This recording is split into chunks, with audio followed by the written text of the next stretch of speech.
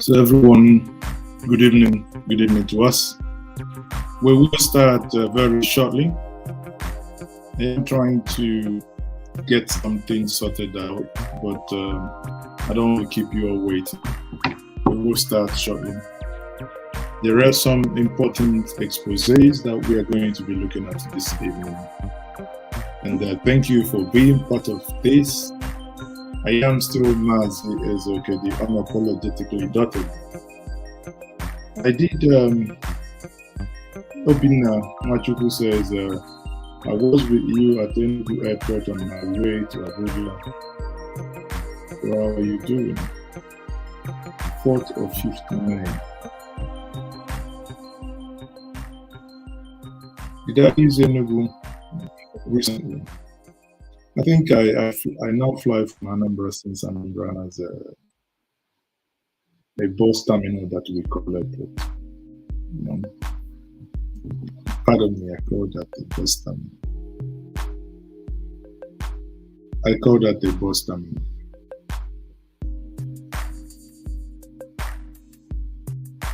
So we will start shortly. Something is not working out here. Bruce, guys, something is not working out here. Just pardon me, we're trying to get more other social media handles. I think we have a connectivity issue here with Trace. So we need to get to at least 6 connectivity to various social media handles. Because the conversation this evening is going to be a very interesting one. There are things that we may and we might understand better than what we used to know. And there are some things that may become clearer to us at the end of these conversations. So let's quickly. Something's not working here. The last time. Oh, finally. Okay.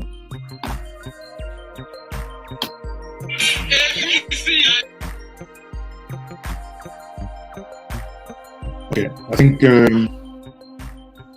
it's about no. Yeah, it's not. Please give me just a couple of. You won't regret. Just hold on. Hold on. 1 moment. Those in Europe, I think the Spanish, they say uno momento. No hambesin. Yeah? No hambesin. In Igbo we say biko nyungo bere or. No hambesin. Noch. Darf ich sagen, dann bin ich fertig. Dann bin ich fertig. Dann habe ich fertig.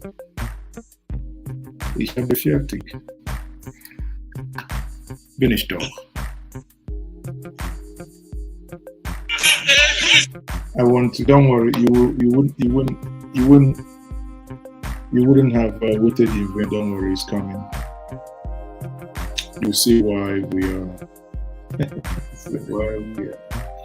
Okay, if it's gonna waste time, we can start. So, good evening. Yeah, we will mute the music at the appropriate time. But for now, let's let the music play.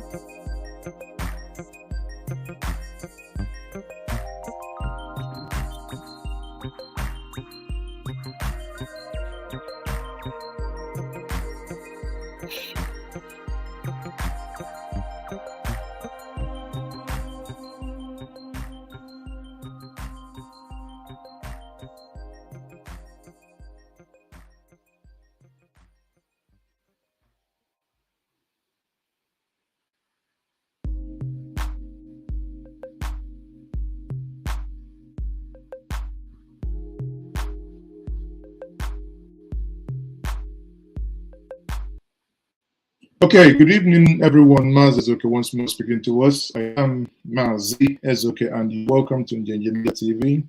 And I say good evening to you all, and welcome to this evening broadcast. Now, today, I want to talk about the arrests made over the killing of Mr. Okoye, Okechukwu, who until his death was a member representing Agwata 2 in the in the State Assembly, that is Agwaka. He was abducted, he was killed with his aid, and not only that he was killed, he was beheaded. Once more, may his soul rest in peace. Now, that singular incident has elicited so many, anger and so many commentary, and everyone's running helter skelter, and everyone is concerned. Why is this happening in the state of Anambra State? The governor of Anambra State gave a monetary incentive of 10 million for anyone who has useful information to this effect. Then, over the weekend, there appears to have been a breakthrough. Some of us knew what was happening, but until yesterday, the culprit in question was eventually arrested.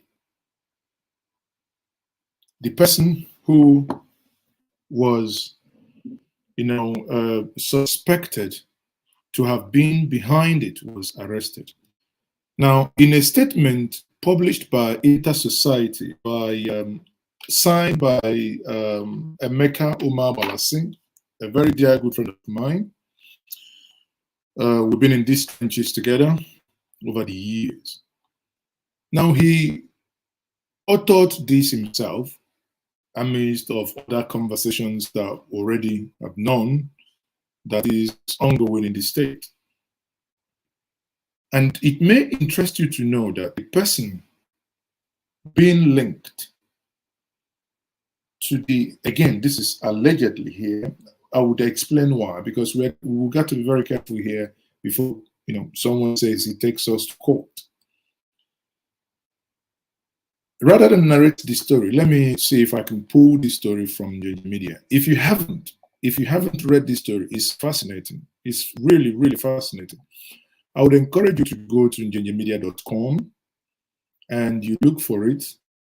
The name of the person in question accused of that dastardly act is called Egbe Ejejogu. Egbe Ejejogu. This report by Njenjemedia titled it Egbe Ejejogu's arrest over lawmakers Okoye's beheading. Another round of applause for Anambra DSS boss. Sometimes the Nigerian DSS, not the police, let's not make mistake about that.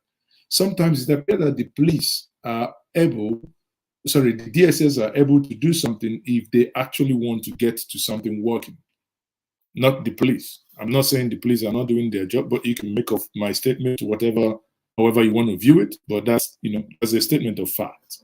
Now, in this report here, let's go through this report so that we understand what we are up against here. In this report, the report has it that, there are obviously crimes being committed by what in this report was tagged as the Fulani jihadists. They engage in abduction, which is second part of this, that we will see how they abducted the head of the Methodist Church in Nigeria. He was abducted in Abia State, between Okigwe, that is between Imo and Abia. He was abducted. He will hear his own story. That's the second part of it. But let's quickly, by the way, for those of you in London, Daddy Choki will be performing next week, and I will be in London myself. That Choki, you have Mr. Imo, and you have Maggie. I will be there myself. So if you want to buy these tickets, you go to Njenjemedia. Any news you open, you will see this here. If you click on it, it will take you to the page where you will buy. Now, let us get back to the story here. Enough of business. So, if you know who is Egbe Ejejogu, for those who don't know, Egbe Ejejogu is the younger brother, younger sibling to Teresa Okoye. Who is Teresa Honora? Teresa Honora is the legendary princess of Egedege. Remember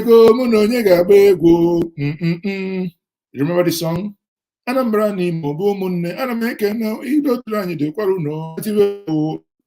Song.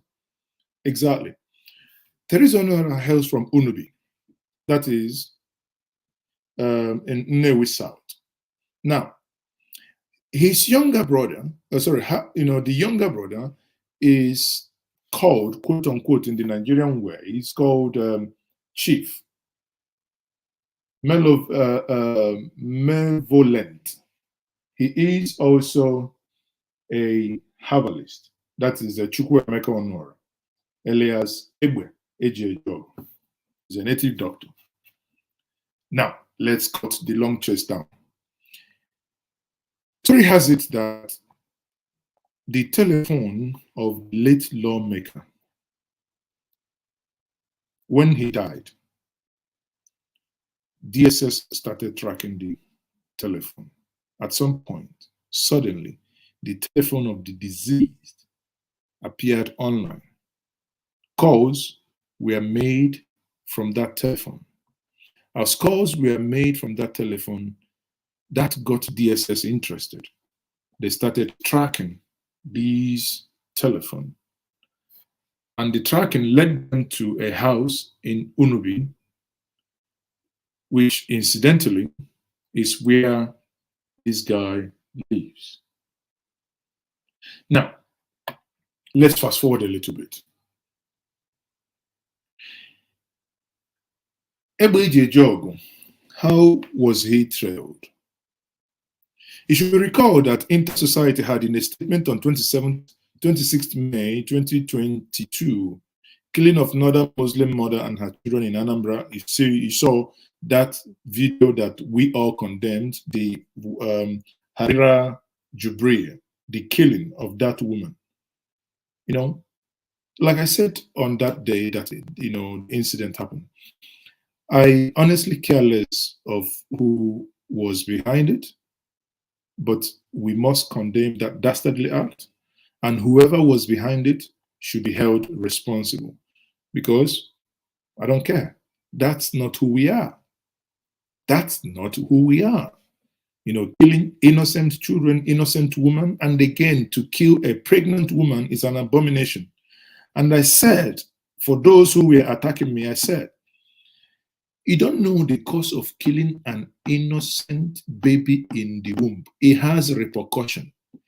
Even if you have jazz, which I don't believe works, but let's say for argument's sake, even if you have jazz, even if you have juju or anything, the moment you commit such crime, your days are numbered. In this case, there were some arrests made, an Akada rider and an automobile mechanic. They were held over the dastardly act and named Unubi as the location of the scene of the heinous crime. Now, Inter-Society, obviously, they've been following the incident, and they swapped into action. They started making contact and they asked questions. But in the case of Egbe Ejiejog, he was trailed with technology. He started using the SIM card of the late Okechukwu Okoye to make calls until the credit that he had on his phone got exhausted. Then he started using his own phone to make calls. Now the question is, why would you kidnap someone whom the family paid 20 million and they came and they physically delivered this money?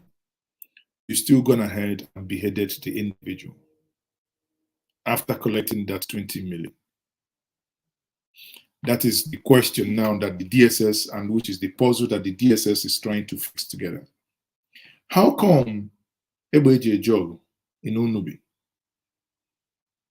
is in possession of a dead man's phone? Not only that he is in the possession of a dead man's phone. He used the phone number, he used the SIM card of the dead man and the phone of the dead man to make calls. There are questions to answer here. There is no person here using smartphone that doesn't have passcode, minimum of 4 numbers. Some, what's it called? Some are like patterns. Some are like drawing the mark of Jaga Jaga, Nigeria Jaga Jaga like this, you know, like Kung Fu.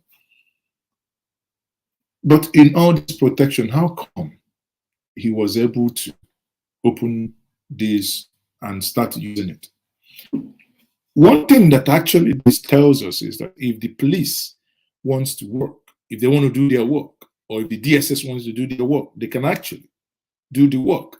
But it appears there appears not to be, you know, the how do I put it, you know, the zeal to sometime, or is it that they are underpowered to do these things?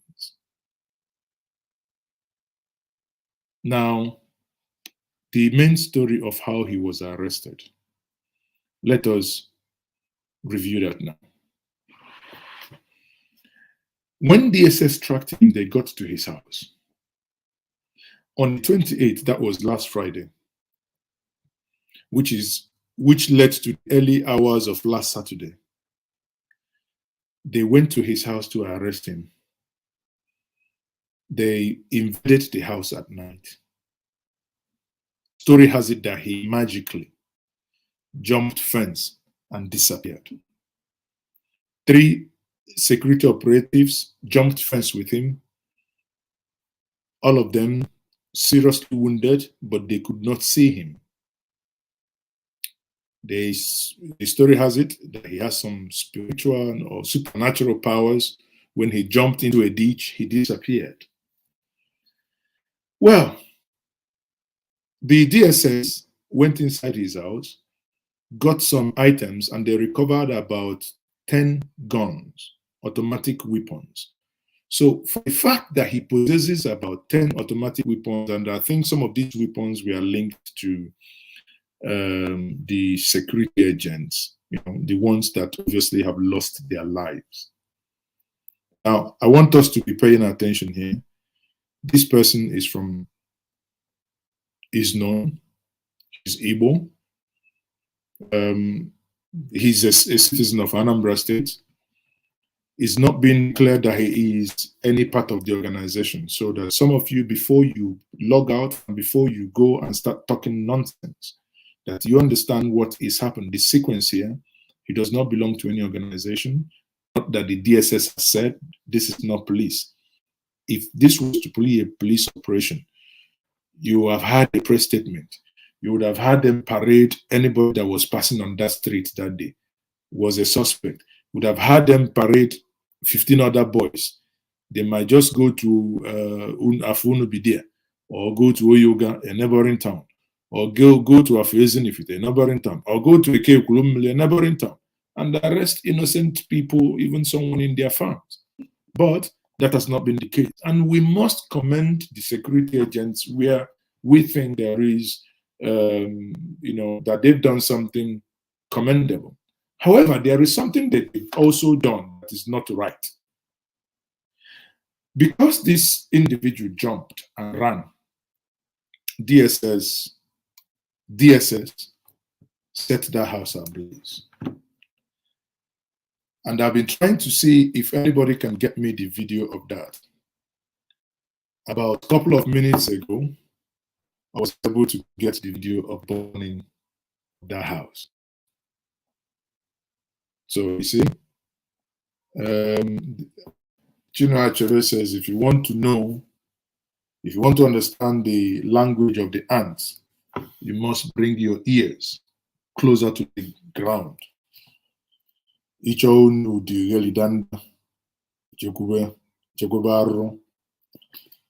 So that is where we are. And I don't know if this video would play. You will see how they destroyed that house. But again, that's not my business. But I think DSS should endeavor to ensure that whoever led that operation either should be sanctioned, because that's not the way things are. That's not the way things work. Yes, he escaped from his house, but does that warrant the whole house being burnt? We must also condemn that. We must also condemn that. Now, having condemned that, we now say the way and manner these things has happened, and you begin to ask yourself, how come people now set up camps? Because there is this bandit camp in Unubi and every other surroundings. And I think the governor has to be very creative. There must be a way of maybe where these camps are, the state government should take them over. You know what I mean?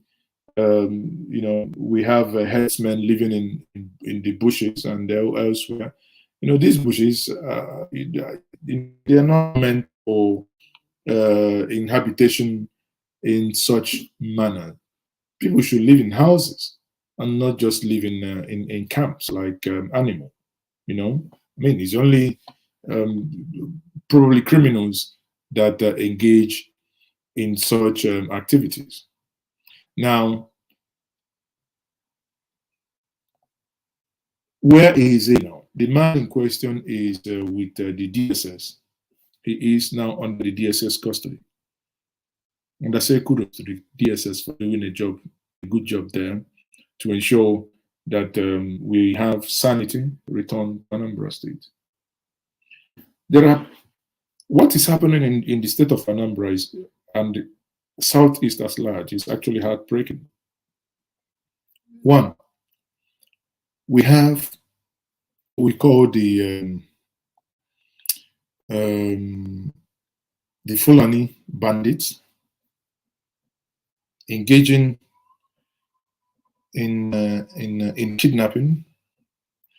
If you know Lawmaker, if many of you that follow me, if I'm driving from Enugu heading to Port Harcourt, most times I do live video. Lawmaker is one of those places. If you're heading towards Okigwe, you see like a cow market before you approach the cow market. The road is well done and it's done by Buhari. Fantastic road, but without marking, without no road marking. And that makes a mess of the whole fantastic road they've done. This axis has become notorious. Last month, I buried my elder brother. And in that burial, a friend of mine who resides in Akwa was kidnapped. He was kidnapped at the Isuochi. All these things are happening within one vicinity. Suddenly, it appears that the people of Isuochi are now waking up because what's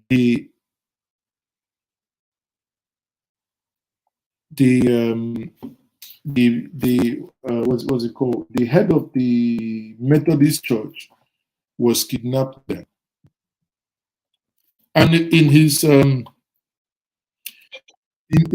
press statement, which we will watch now, as he spoke to the press, he made a revelation that is very, very stunning, and this revelation is in line with what my friend that was kidnapped about 6 weeks ago told me. Recall that I told us on the 29th of December, the day Abaribe was receiving his chieftaincy title, I was headed to Ngwa. And I used Arondizog Road, Akokwa Arondizog. And before me, how lucky I was. The Lexus before me, white Lexus 350. The Vamusta inside the bush. As I drove there, the car was steaming. That is, the car was still on. The key is left on the ignition. All the occupants, whoosh, inside the bush.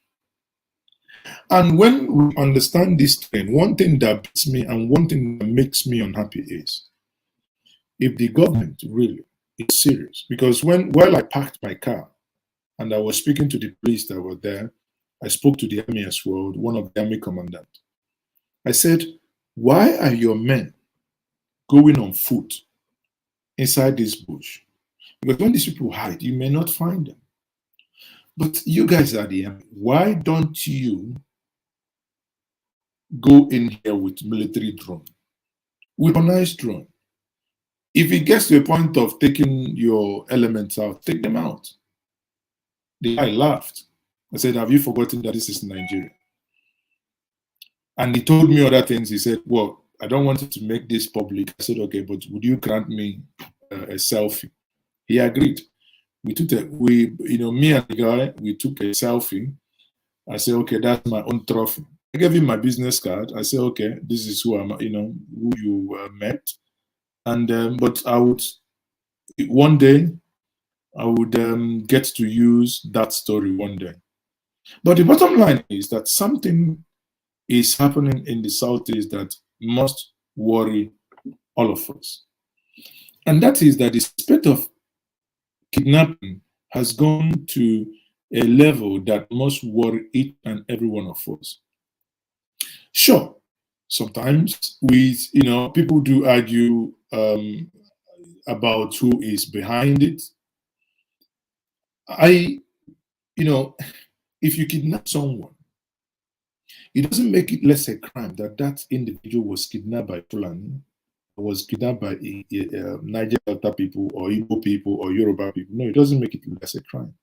The crime is still kidnap. The crime should be punished, irrespective of who is involved.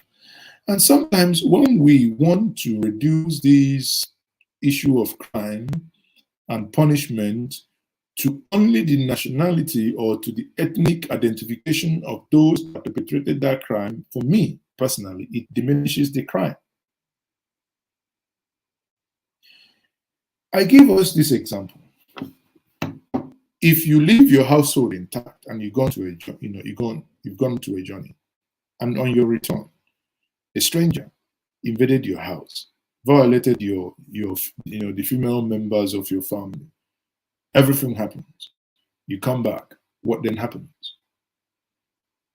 Maybe that has happened for about 3 days. And obviously, the individual in question probably have gone to KFC, have gone to Mr. Biggs, get some food, fast food for your family members. So when you come back as the head of the family, what do?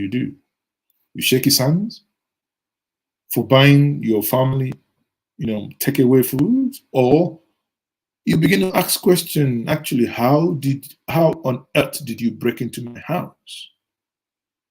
That at that point, you care less if that is your younger brother, elder brother, stranger, or nothing. All you want to address at that point is the crime that has befallen your family. And that is the way I want us to. If we as a people must get to the root of this, we must begin to detach emotion and look at substance. And this substance here is that there are crimes. Everyone is hiding. A lot of people. While I talk about these, when we segment these crimes, we look at the ones done, by others, by the ones done like this one that we're going to watch now, done by the Fulani Herdsmen. These are headers. Just that one day, my friend is still in shock because I have invited him to come here and discuss that with me, but he's still in shock. He doesn't want to talk about it because he never believed he will come out alive. Then you have the other ones that kidnap happens. Sadly, your kidnappers are your brothers. You still kidnap. But what challenges us and what must challenge us is where it appears that the security agents, according to him, now I am quoting him, where it appears that the security agents are colluding in the words of General T.Y. Danjuma, that they are colluding with these bandits, these terrorists, or whatever you call them. Let's listen to the elderman. This has been published, but I want to take an excerpt here for the analysis. This is back. People were at the center. Those who shot, who fired at us, and there was another group in front. To make sure that we didn't run away, they fired shots at our vehicle, and eventually they abducted us, 3 of us. The communication man of the church was able to escape. The driver was able to escape. They captured me.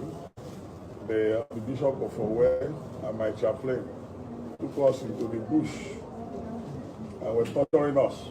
When it was in the process of that torture that I hit my right eye on a tree.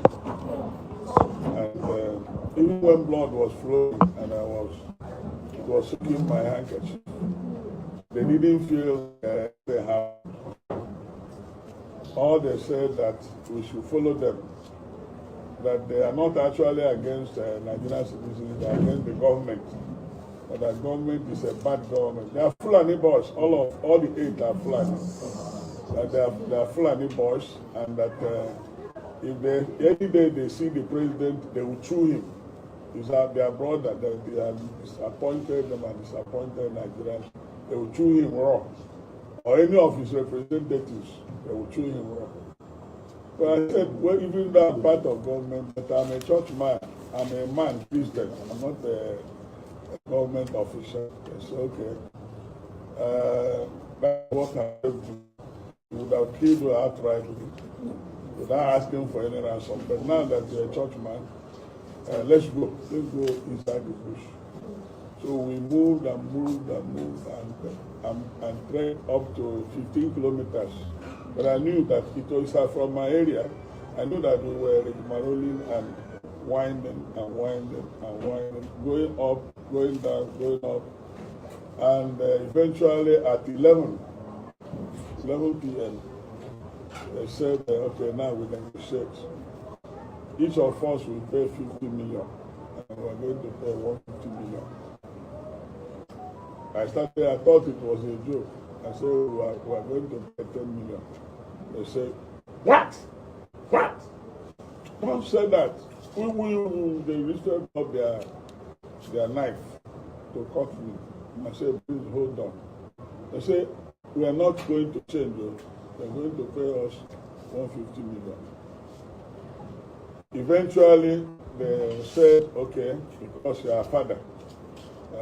And these boys are between 18, their leader is about 35 years. I told them, all of you are younger than my own daughter, and even my son. You are younger than them. I'm supposed to be your father. I say, we know, that's why we are not very harsh with you. Otherwise, not even outside. They now say, okay, Oga, let us tell you what we will do. By then, they have taken my episcopal ring, because it's gold plated. They've taken my wedding ring. They've taken this. They said, and they took all, ransacked our bag and took all the money. They said, okay, do you know what we will do? Pay us 100 million. It's not negotiable. If you talk, we shoot you, kill you, and forget about the money, and kidnap others. I said, okay, we will pay you 100 million. So they said, after some time, they said, where is the money? I said, this is Sunday night now. How can we get money this night? And you know that there's this seat at home in Igbo land. You can't afford the money now. Be patient till morning. We make contacts. Then we make contacts within and around Imo and Abia. Make contacts from our agency. My wife's line was not good, so I knew she must have been very depressed and confused. So eventually I was able to get her. I told her my life, nothing had happened. I told my wife I'll be released, but it's a matter of time. And she told me she had already gathered the people to pray. So they were praying. Now, At a time, they said, you are delaying them. My bishop of Warren, they laid him on something, and somebody raised knife. Like I'm going to cut off the head now. The blood will spill on me, and then I'll know they're serious. The other one pointed to, I said, don't, you need money to raise money for you. So, but the irony of it, what paid me most was where they were situated. The soldiers, all of Fulani extraction, Nigerian soldiers, they were there at Lawmaker Junction. And these boys were going behind them. Meanwhile, they kept... Did you hear that? At the point of their kidnap, there were soldiers there. You know, the reason why I paused at this moment is that I want us to know something. Soldiers, according to him, are also in cahoot with these. No, I'll pause it here. He will continue. But I want us to know something. It's not funny. But what can I do? Nigeria, as Buhari said, from top to bottom. ABC, Nigeria, from top to bottom, top to bottom. Top to bottom. Top to bottom. This one Nigeria is all tumbling. Everything is not funny. Aeroplane is fun. I play. My neighbor press fun. Nigeria from top to bottom. It must indeed be a top to bottom fall to note that those security agents that ought to protect lives and properties are in collusion to those who terrorize the citizens. Why is it and what is it that these headsmen have become terrorists and are terrorizing everywhere, north, east, west, south, everywhere? You know, they spare no one in Zamfara. They spare no one in Isuochi, Abia State.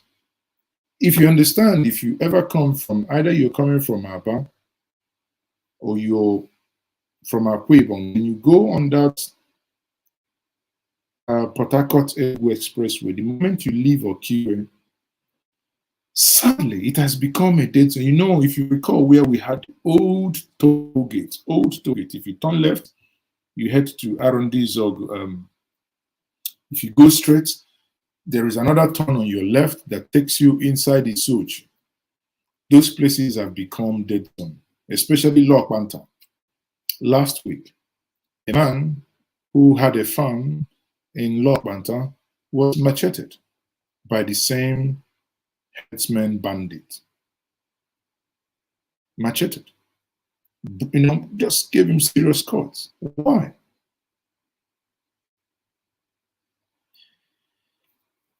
Is Nigeria not going indeed from top to bottom? ABC, Nigeria, from top to bottom, top to bottom, top to bottom, top to bottom. This one Nigeria is all tumbling. Nigeria is indeed going from top to bottom. From top to bottom. You listen to him, he says something, you know, these things to you. Today, early in the morning, we now saw the youth of that community suddenly woke up and said, enough is enough.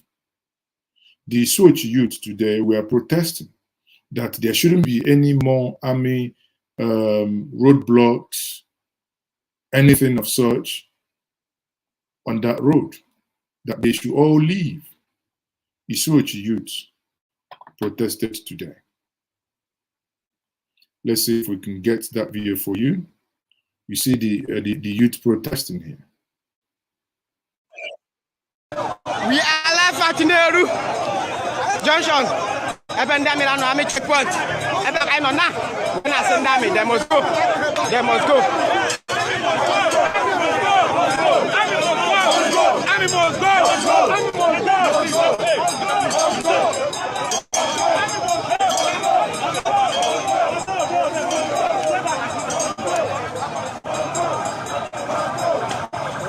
GPS is 9. GPS in 360. Thank you for the super chat. Thank you for the super chat. Thank you very much. Go, proceed.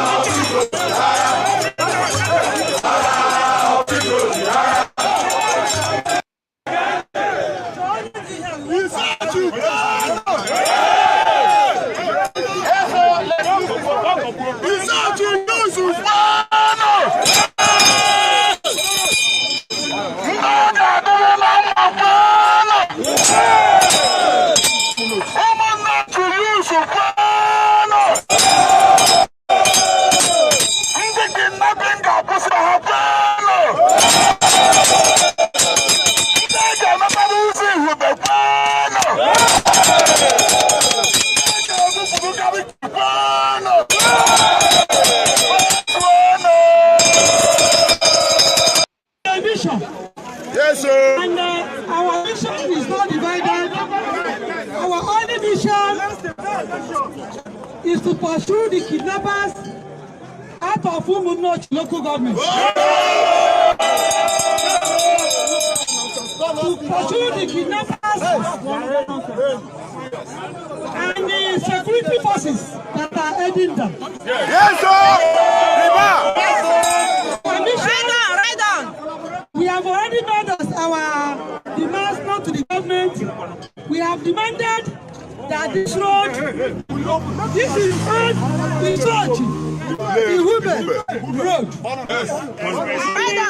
We have demanded from the government that this road must be opened within the next 7 days.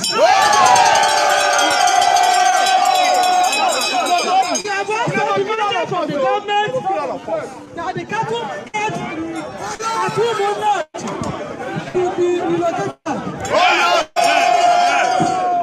And the most important among others is that we are demanding from the government that we don't need the military checkpoint at Farm and Junction again. We don't need it. We don't need them anymore.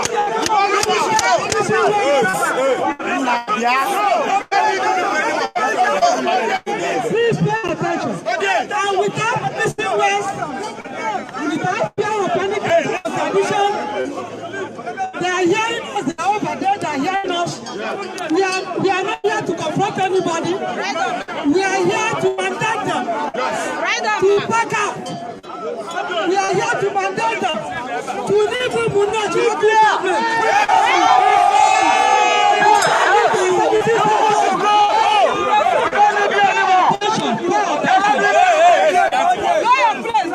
We don't need the services of the government again. Overstay their welcome.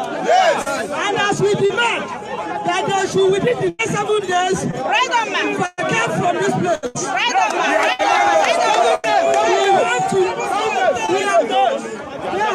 So, guys, as you can see, this is the protest that happened today. Now, not only this protest, you can imagine that what the women were protesting for, they are now thought they were protesting for the army to open the road that they've used their military,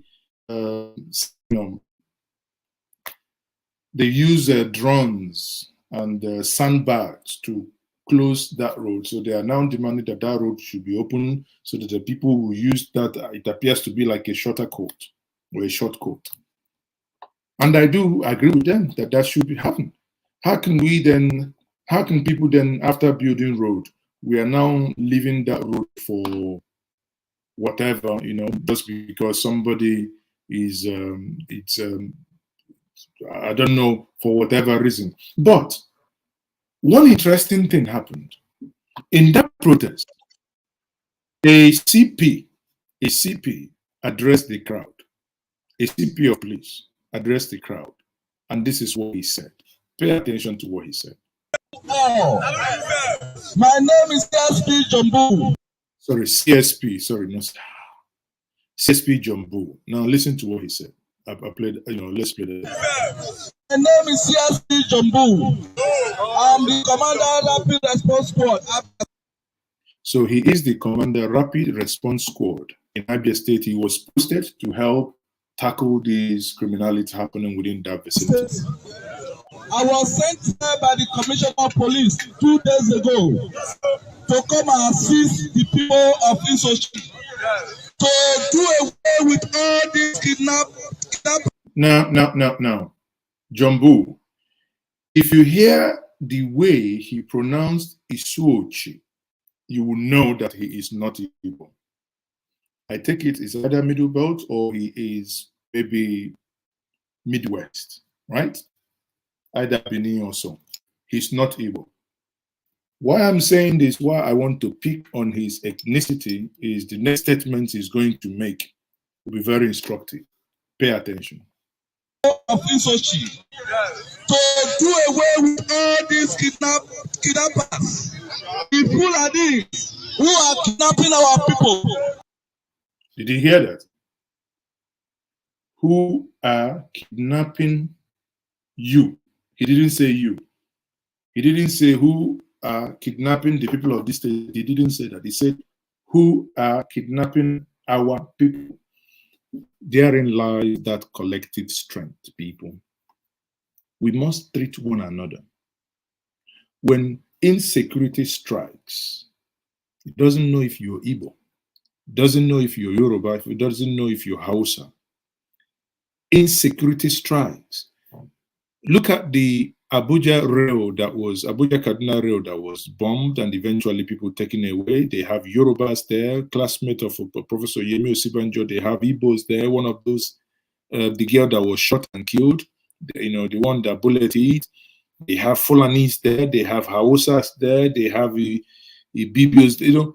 Anybody does not matter. And that's when I say, when we look at crime, we can still do profiling, understanding the ethnicity or whatever, but in crime fighting, we must deal with elements of criminal activities squarely, irrespective of who is involved. That is my stand. Our people that are coming home, they are kidnapping them. We are not happy about it. Yesterday night, I sent my man to Gariki, this cattle market. They go there to spend money. After kidnapping our people, they will collect ransom, they will go and spend it there. The army are not helping us.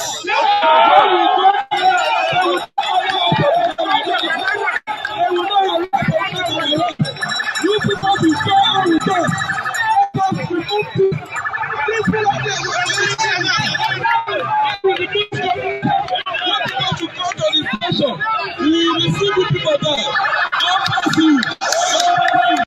So now, this is a collaboration of a serving police officer sent to come and help in that vicinity. What does that tell you? And I read a comment from Charles here saying that there was no Fulani in that train. I don't think I need to engage you. The chairman of the Bank of Agriculture that was kidnapped and ransom was paid before his release. I don't know. If you don't know, go and make your research. Let's not just, say some of these things. Listen, when you fight criminality, it can happen to anybody. That's why, I don't know how else to say these things. These are criminal elements. They should be flushed out. Now, you can imagine one of the arguments is that since we stop them from doing their cow business, and they have to kidnap in order to. So what manner of nonsense is that? So because Lagos State does something to, what's it called, Ladipo or whatever, then you go into, for Christ's sake, get the individual, yank your ass off in the prison, they stay there, rot in jail, who cares? But again, they won't do that. They've been pampered for some sort. So when you listen to these things, it just gets you sometimes worked up. Because the thing there is very simple. Very, very simple. I wish that We do not have leadership sometimes. It hurts, it hurts my brain. I don't say it. I have to say it most times that we do not have the type of leadership we ought to have. We should have men governing the state that should be ahead of these criminals in thinking, in thought, in processing information. Should be ahead of. Tell me why we should be waiting on freaking federal government. Why can't we, even if it means engaging those that, I don't care, call them private mercenary, call them whatever, I don't care. Engage people that can use technology to fight this. Take the battle from the top. Have area mapping of those places. Understand these are places they are. Know how to track them. I learned someone, a friend of mine was kidnapped 2 weeks ago at Adazinnoku in Anambra State. Now, what they do is that when they kidnap you, they only use your phone, because when the police track them, the moment you pay ransom, the police can track the phone to your house. And he said the same thing.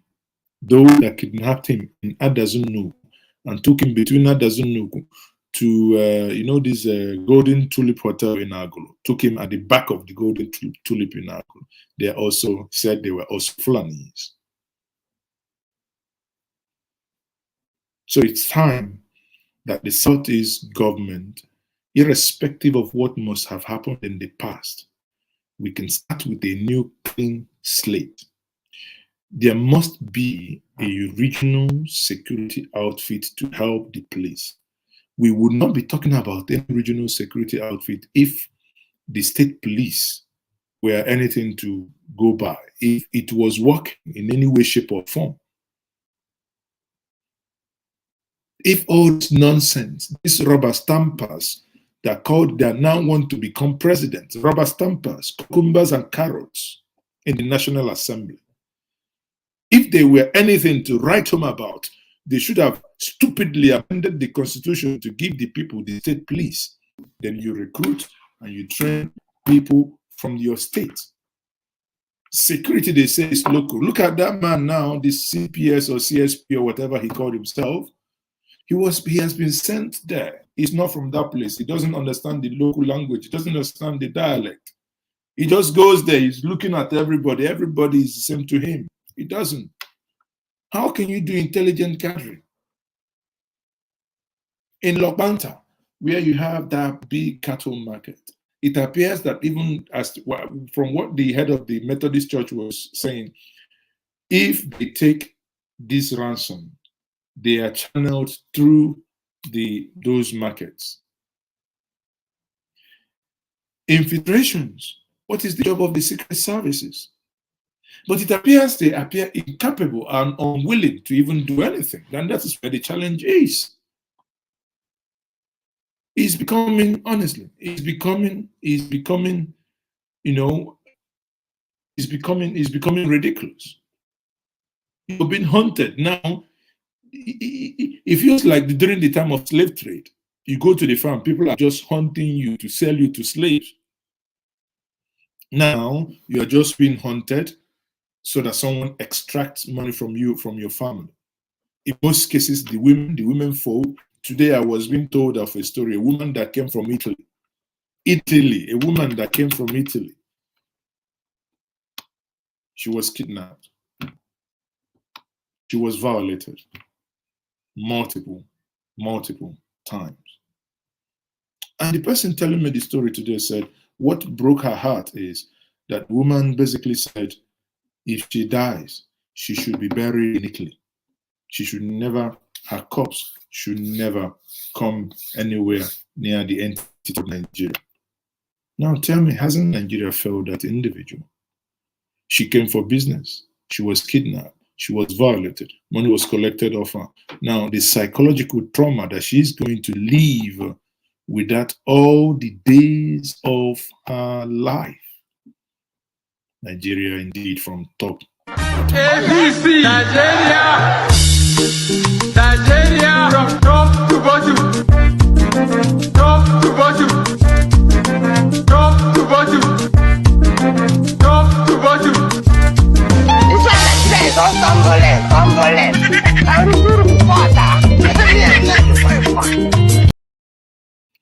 It's indeed sad that we have gone, how the mighty has fallen from top to bottom.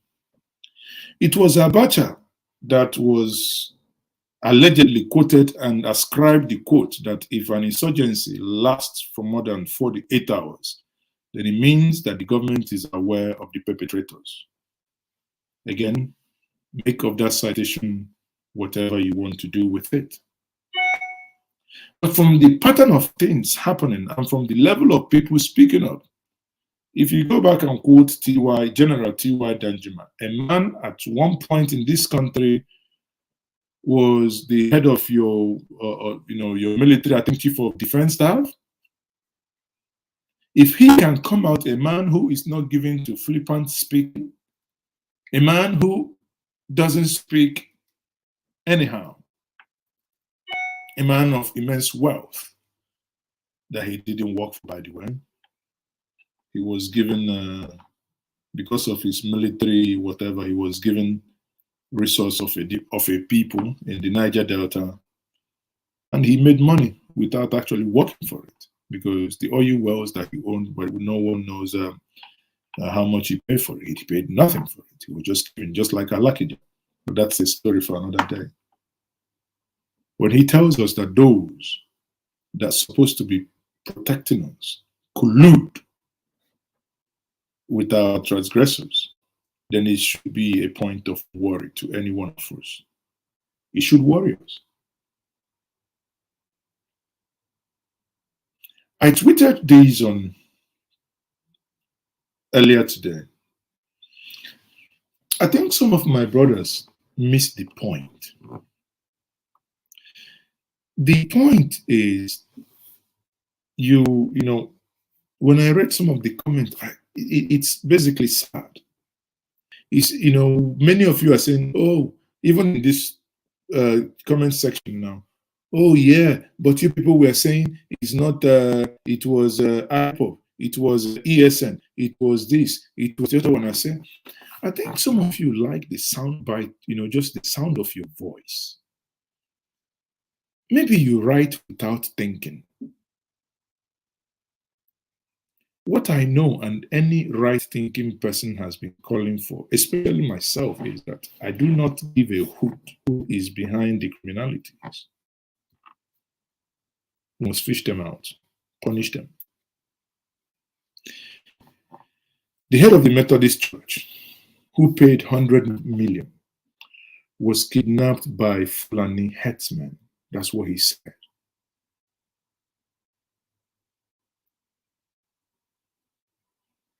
Someone who speaks and dresses like you and I, for those of us from the Southeast, is now being accused of the beheading of a House of Assembly member representing Aguata 2 in Anambra State of Assembly.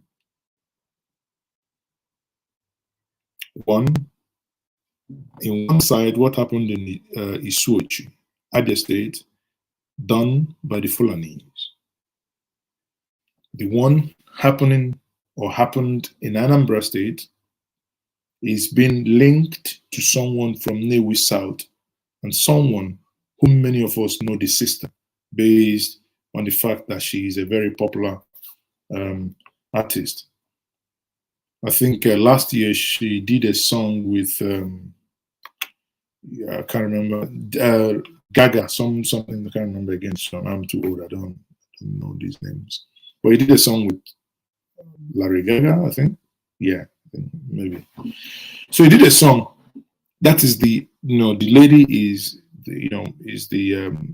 that's the younger brother to that lady in question that is being accused. Now, when you come to my Twitter handle and just comment, you say you've been defending them. You've been defending them. You don't know that when you point one finger, others are pointing at you. Therefore, it's not about pointing finger that this crime was done by Fulani, this one was done by Igbo, this one was done by Ibibio. If we want to stop these crimes, we must find a way to punish, be that individual Fulani, be that individual Igbo, is the individual Mazi Ezeoke, is the individual you. that I am punished when such crime is committed by myself. We must use technology as well to get these things to stop. How come that in this day and age we are talking about that ragtag people with maybe dagger and whatever, kidnaps an individual, takes them into bushes, and that's it. That's it. And no one. How are these people moving these millions?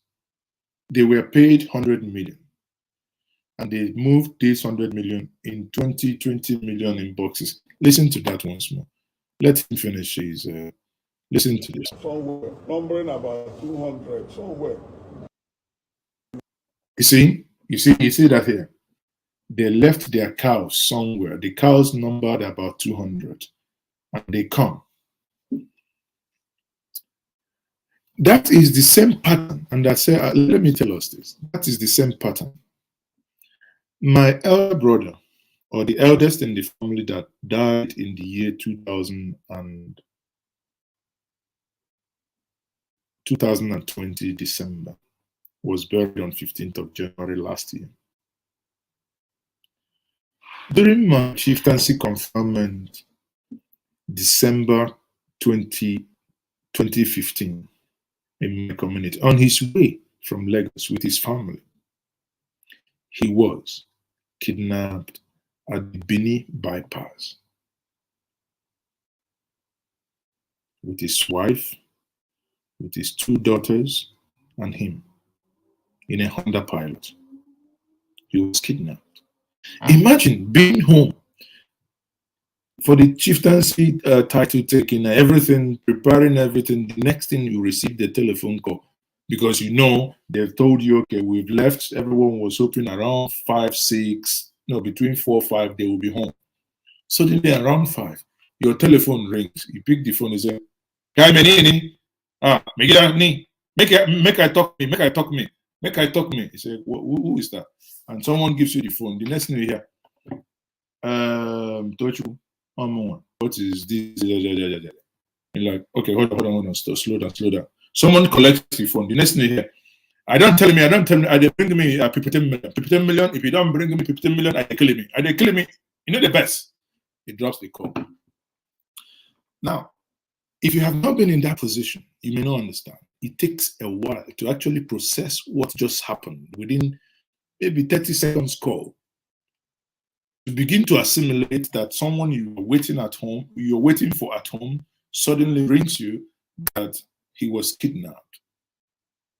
And they are at the verge of killing all of them.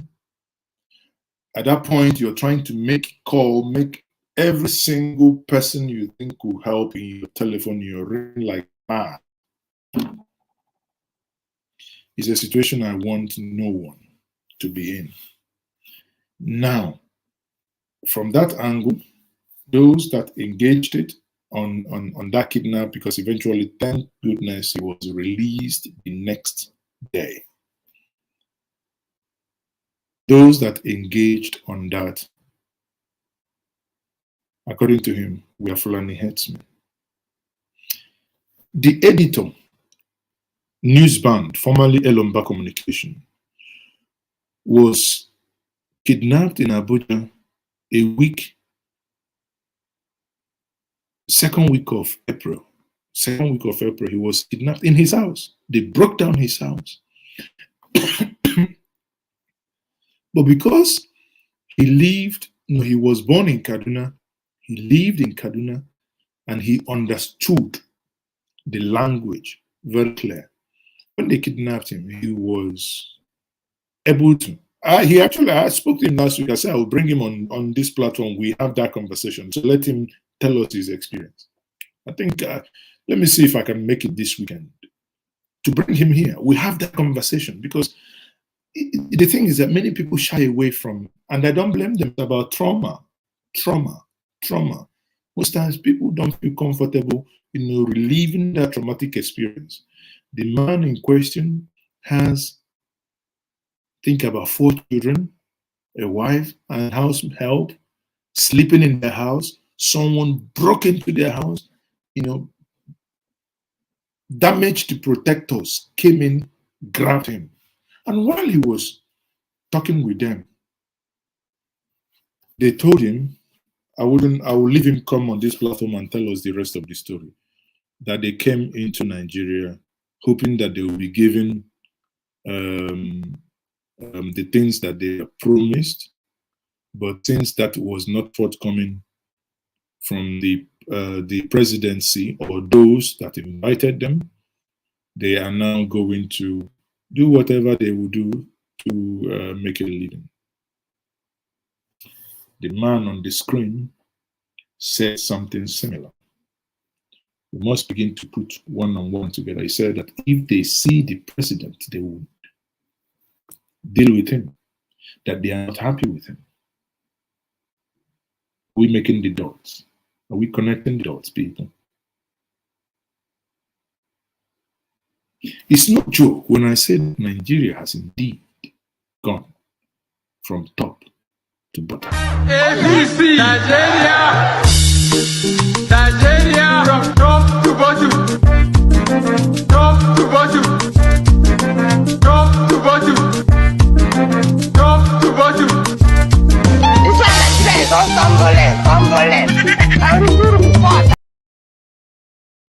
Nigeria has from top to bottom. Now, let's finish listening to this man. Need money to raise the money for you. So, but the irony of it, what paid me most was where they were situated. The soldiers, all of Fulani extraction, Nigerian soldiers, they were there at Lawmaker Junction. And these boys were going behind them. Meanwhile, they kept their cows somewhere, numbering about 200, somewhere, down, with some people, and they're all together. People were taking care of the cows, but they were, parading us in the bush. Until finally they settled somewhere. They said, when are you bringing the money? I said, by 12 noon, I will call the people I contacted whether the money had been raised. And I called them.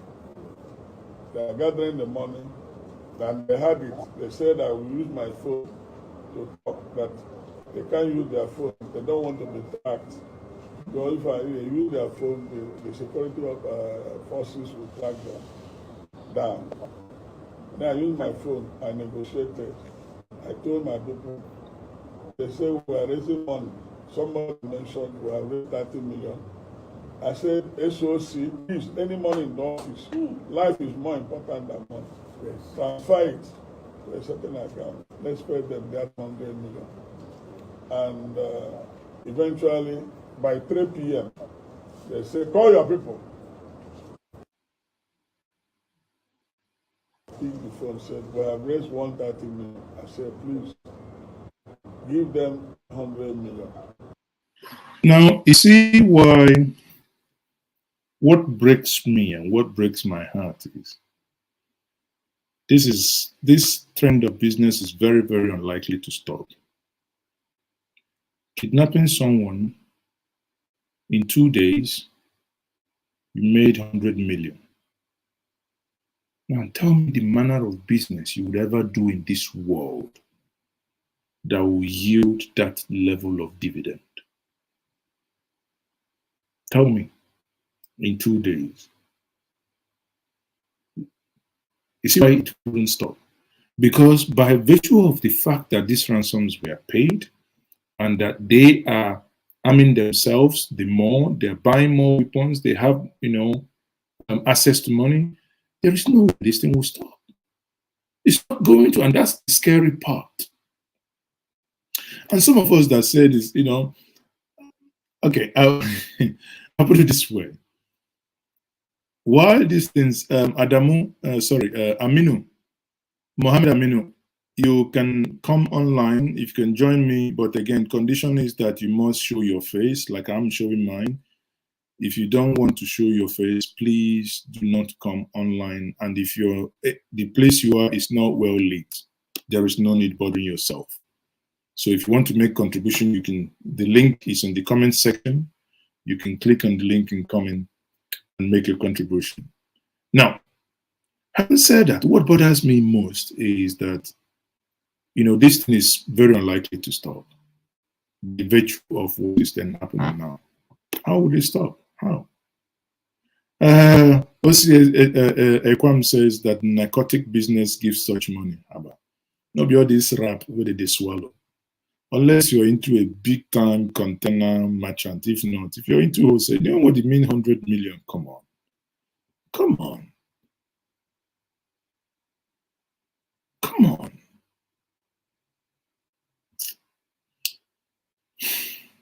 It's really, really heartbreaking.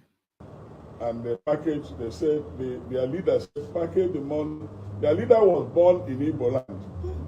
So born from Sudan, but the parents had died. He was born in Igbo land. She said he was born around Omai, Hamusu, where the father was a cow dealer, cow. So the boy understood the if you involve police or soldiers or DSS, we will kill you because our life will be at risk. We kill you first. He said, down there, don't shoot it down because there are 7 decomposing bodies there. In fact, we cut off their head. They are there. So if you like, we're pursuing the order. Now, did you hear that? There were 7 decomposing bodies there. Something has happened to our psyche. That human body means absolutely nothing to us. The other side, you go to Ololilu axis, when DSS, the last time they invaded, you see where they roast human bodies. This one now, in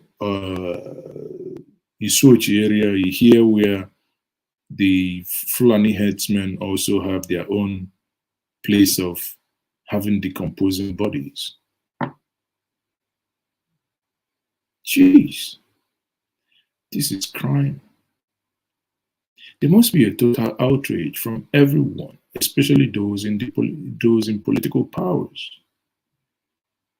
Those with political powers must rise up now. These must be nipped in the bud. These must be nipped in the bud. This must be nipped in the bud. Felix Chikelue says, okay, now who are you going to blame it on? As usual, said that those are Igbos are causing insecurity. See, such is the level of lack of understanding. I don't know where you just jumped off and you made such comment. If you have been following the stream, you understand that these are crimes. You don't just look at one. You look at crimes holistically.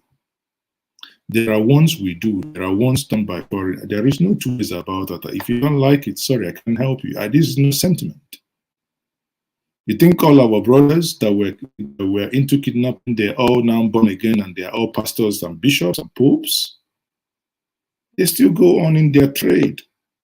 The only difference now is that you have people, when crime is committed, because they know that there is a new trending thing in town, when they commit crimes, they try to target to that trending thing in order for people to kind of deviate attention. Hence, what I keep encouraging and I keep calling for, encouraging the security agents, is to dispassionately look at these crimes, understand pattern, find ways to get these crimes solved. Find ways to get these crimes solved. Now, I think I'm being joined by Mohammed Aminu here. Mohammed? Yeah, good. Mohammed, I can see your face, please. Mohammed, are you there?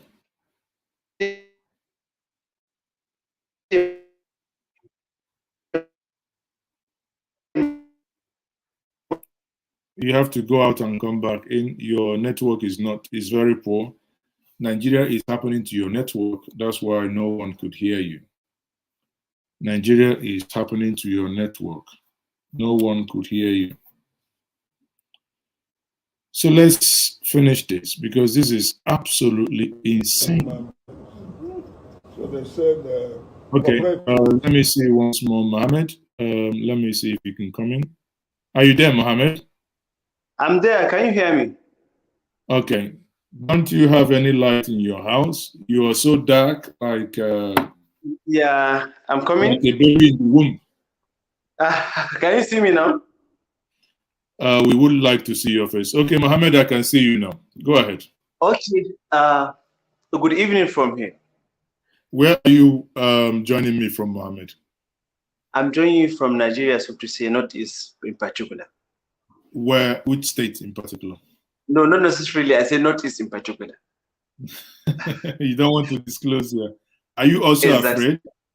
I'm not afraid of anybody. I'm just saying I'm from the Northeast. Simple as that. Okay. So go ahead, Mohammed. What's your contribution? I really want to use Medium also to say your page to thank you very much for always trying to liberate the mindset of the people, particularly Nigerians and also the Southeast in particular, so to say. And one thing I always like our people to be doing is what we call investigative journalism, so to say. Whenever you are a content creator like you cannot just capture any kind of information that comes online or on Facebook or YouTube. You need to do what we call investigative journalism. I have a teacher in secondary school that always tell me that do not always base your hearing or listening to general information, base your knowledge and information on exceptions. By then, you're going to be a best reporter, so to say. You know, it has become an habit in Nigerian context that whenever a crime is being committed, they try to give it ethnic profiling. And giving it an ethnic profiling, it will ignite or engine what we call tribe crisis, so to say, based on what we have in Nigerian context at today. But my worries at this particular junction is that we tend not to fight the actual crime or those people who committed the crime. We only jump to give it what we call ethnic profiling. You know, it has become a nature, or so to say, a culture to some sets of people in the Southeast. Whenever some things happen, they will just throw it to say it's Fulani, because they know that their viewers or listeners, so to say, do not have the capacity to went ahead to make investigation and find out the actual truth or the actual happening of what occurred. They only capture or what would take in whatever comes out from a particular set of people. You understand what I'm saying? So going to this main topic of the day, the bishop was captured in Port Harcourt's highway, so to say, if I could listen to him very well. Yes. Yeah. It baffles me a lot, and it gives me too much things to think about. And there are questions that need to be asked so that we get the clear information on what actually happened. You know, there are some connections with kidnappers and also those who have been kidnapped. They can maybe threaten you to tell you that if you ever expose who kidnapped you, we're going to follow you. We know your location, we know your family. We can wipe them out. So someone can tend to speak whatever he wants to speak on the public, because nobody can maybe at that juncture deny him, because he was the one that was kidnapped. He was the one that was there. But there are information. Once someone said it, you tend to find some in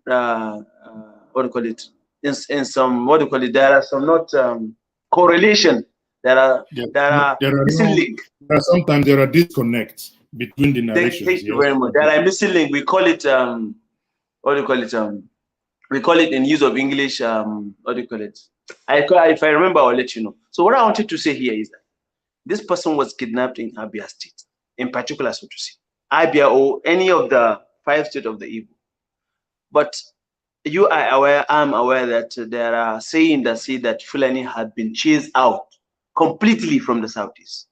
We have been seeing so many videos by some people saying that Fulani had been chased out. So the question I want to throw here is, there are a particular group that was created particularly and purposely to protect the bushes of the southeast, so to say. And we have been seeing them operating, killing cows, shouting, we have chased the Fulani away. So does that tell us that these people share same bushes with the Fulani? And it's very unfortunate. I'm coming, let me drop. It's very unfortunate that a Fulani man can be in Abia State or Imo or Enugu or Anambra and capture a bishop of that particular status and demand a ransom of 100 million. And that money was given before he was released. It's the information I cannot say is I don't want to say is lying, but honestly, something is hidden on that account. I have listened to other opinions in so many WhatsApp forums where we belong to. I've listened to people, but I always say this, and I will say the same thing to you, my good brother Amino. You cannot beat a child and tell the child not to cry. When something happens to you and you feel the pain, I will be insulting you if I tell you, oh, is that painful? Why are you crying? Here is a bishop. The army has invited him today because he made an allusion that the army were close to the place where he was kidnapped and they did nothing. He wouldn't be the first person to say that. Recall that there was a video that trended at the beginning of the year in Auchi, where individuals, these were Auchi people, demonstrating that this particular checkpoint, the house opposite the checkpoint where the police go in and rest, the same house houses kidnapped victims. How do you explain that? Now, my brother, I am not saying that you might be right. The bishop or the head of Methodist might be fluking, but for what reason?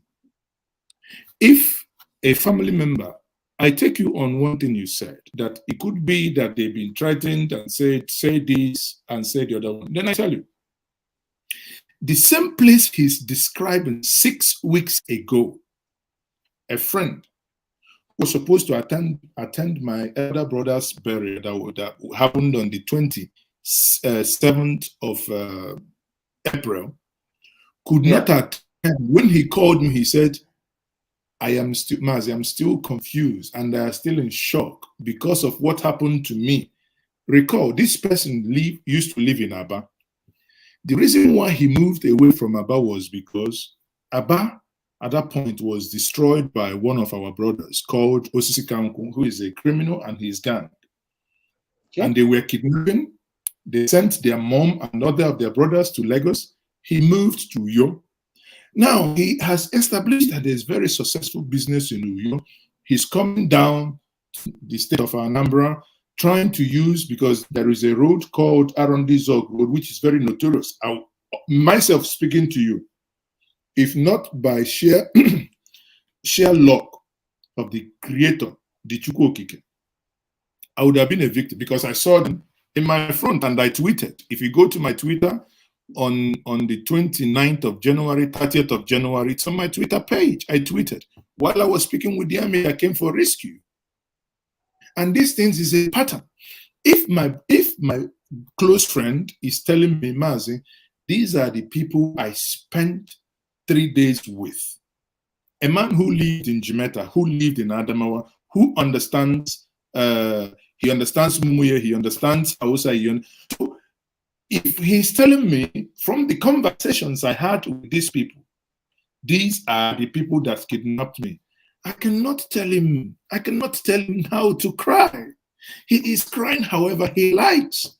However, what I would agree with you is, when it comes to crime, when we ethnicize crime, it diminishes finding lasting results. Sometimes we get hung up on the nomenclature of the ethnicity of who committed the crime.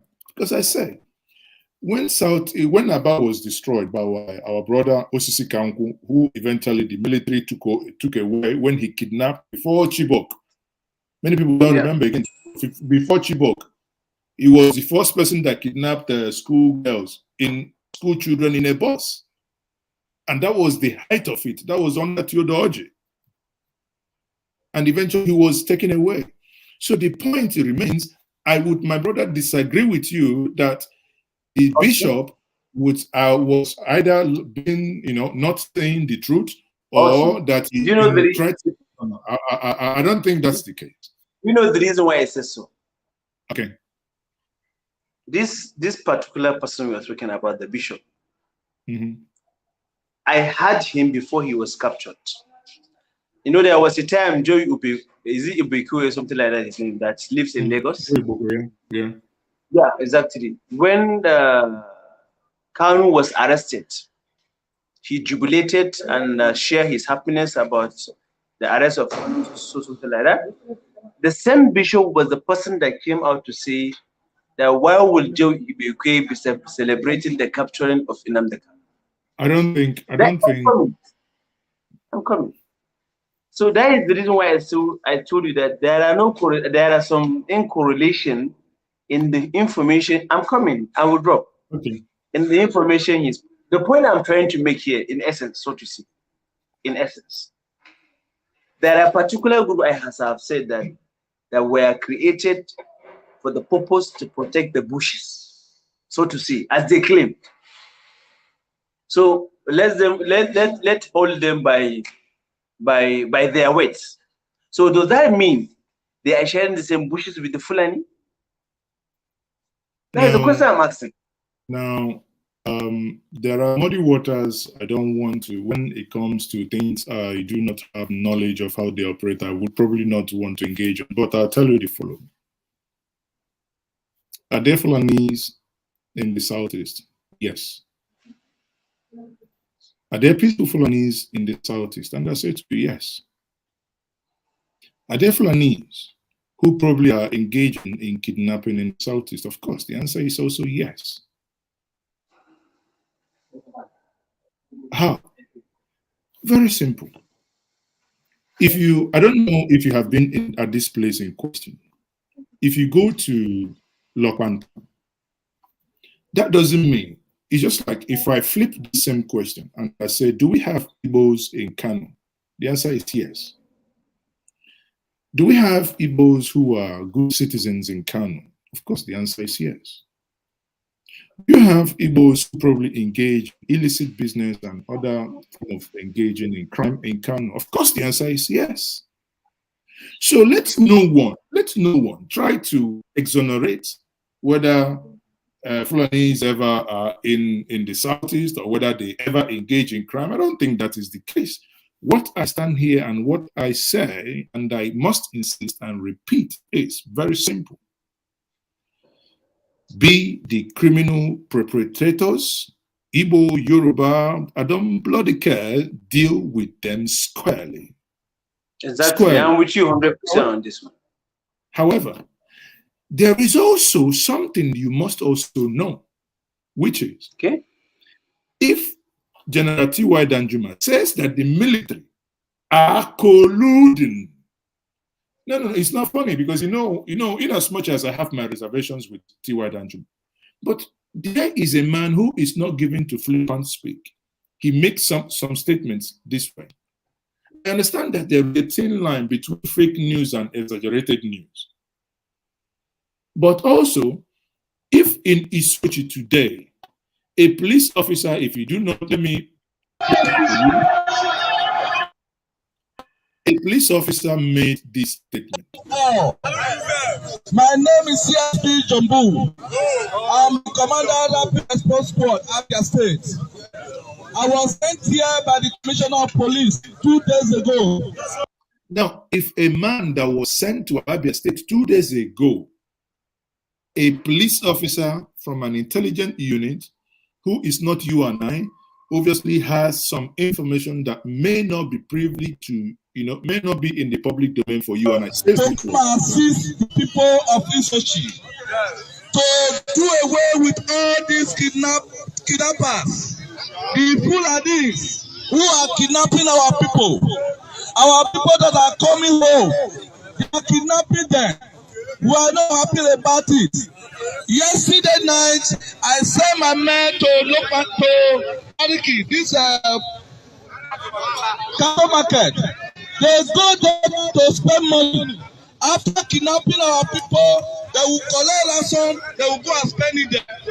The army are not helping us.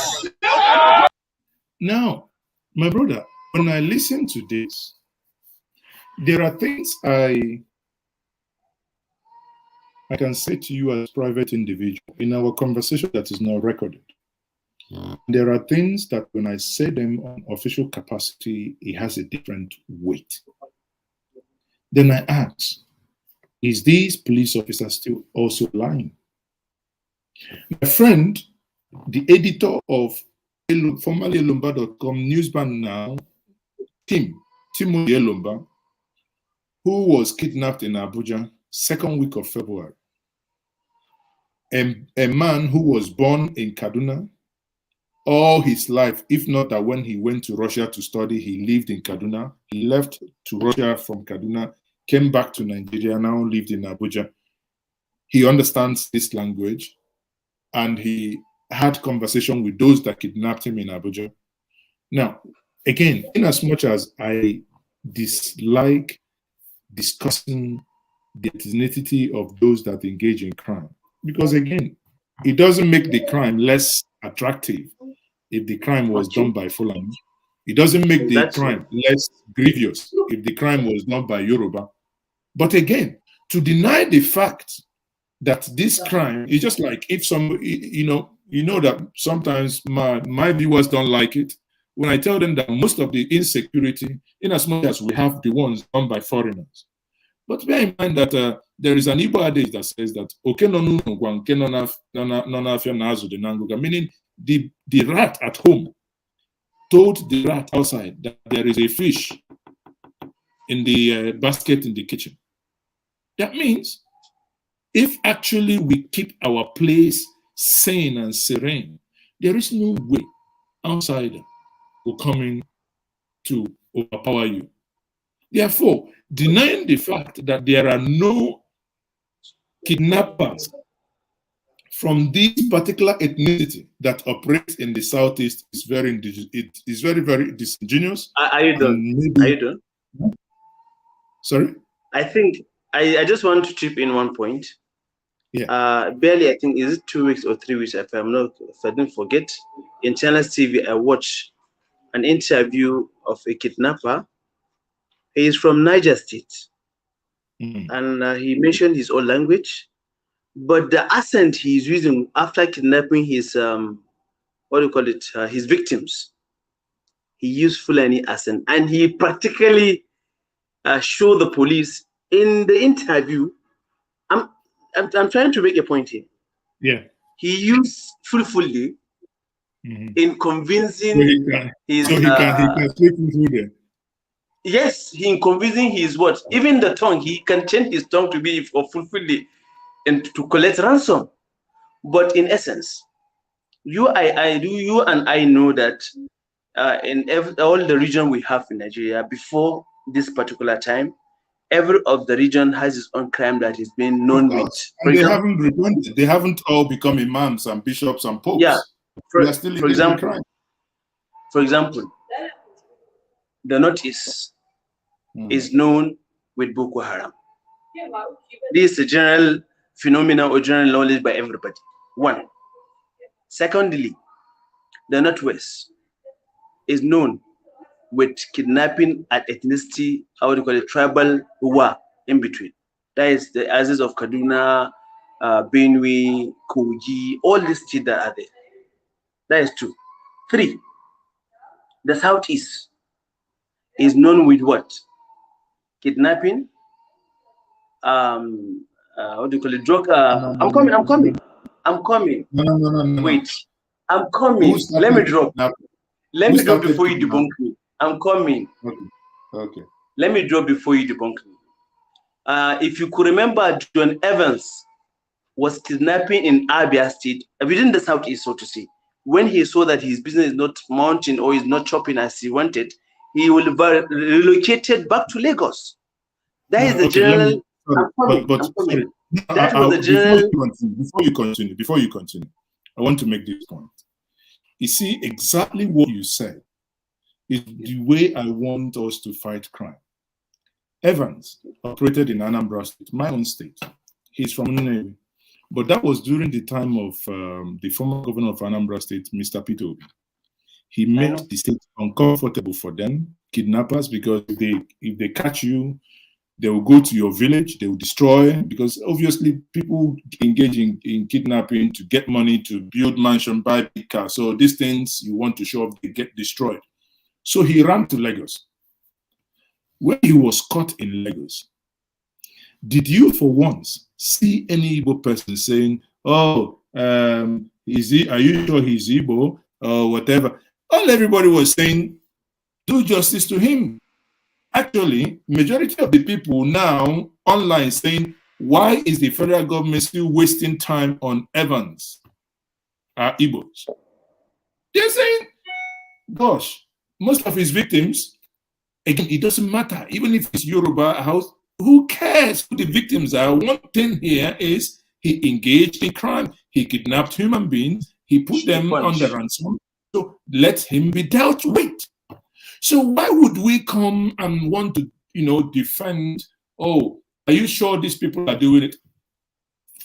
Why do I care? Deal with the individual.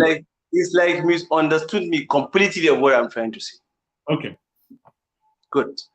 So the point I'm trying to buttress in this your program is that I am not saying, I said, I don't want to say the bishop is lying. You heard me say this earlier. But I said, there are some incorrelation in the information he passed through. The reason why I say so, at this particular moment, the sweet information most of the common men in Southeast want to hear now is Fulani this, Fulani this. Everything that happened is Fulani. You know this, I know this.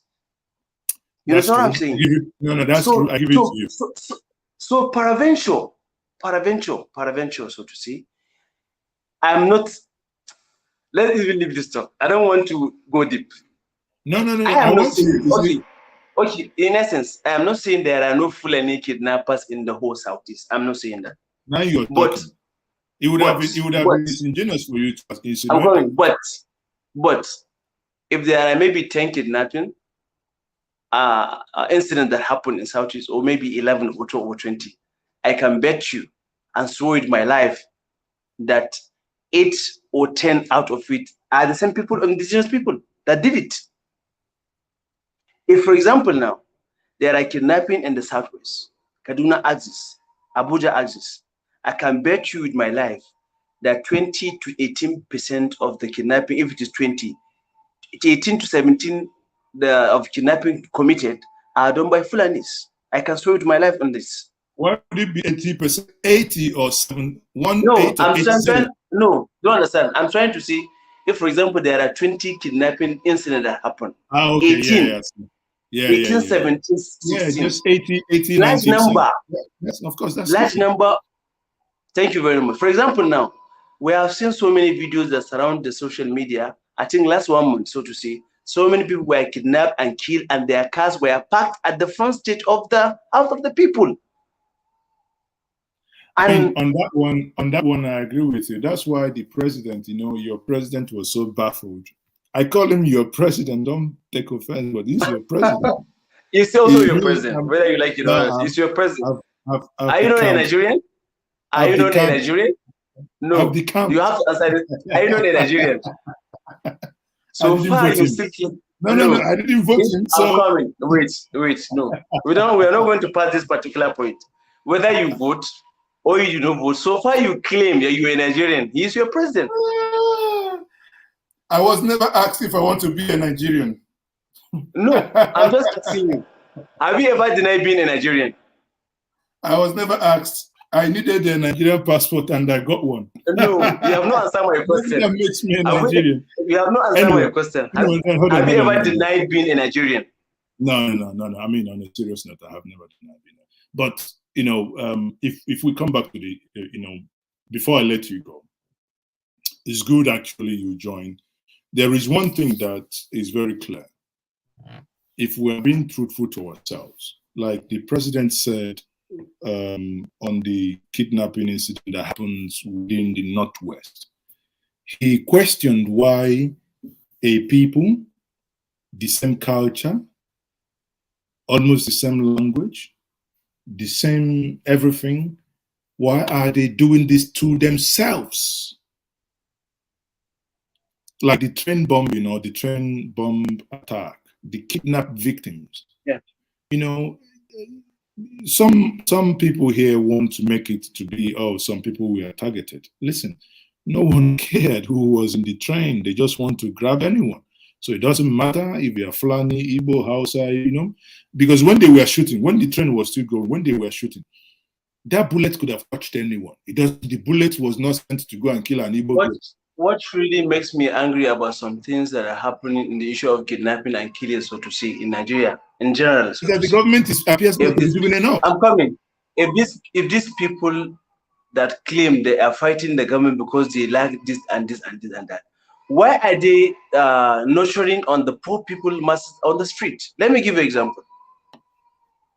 Hello, can you hear me? Yes, I can hear you. Go ahead. Let me give you an example in the southwest now. And northwest, so to say. Sorry, yeah, northwest and north central, so to say. Axis of Zamfara, Kaduna, and other states like that. They claim that they are kidnapping because government refused to give them what they want or give them dividend of democracy.